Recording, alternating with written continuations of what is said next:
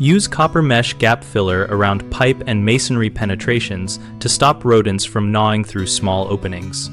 Copper mesh works because rodents cannot easily bite through the metal fibers, so start by cleaning the penetration area of loose debris and moisture before you work.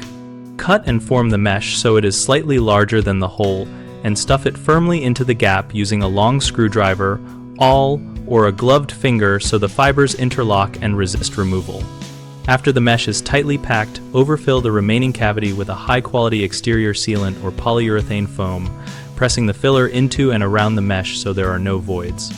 For foam, allow the material to expand and cure fully before trimming flush. If the pipe is a metal type, check that the sealant you choose does not promote galvanic corrosion between dissimilar metals and copper by reading the technical data sheet and using a compatible product when needed. For exposed exterior installations, apply a paintable sealant or coat the cured foam and mesh region with ultraviolet-resistant paint to slow degradation from sunlight. Work in small sections for long penetrations and periodically reassess the packing tightness so the mesh remains compacted as the sealant cures.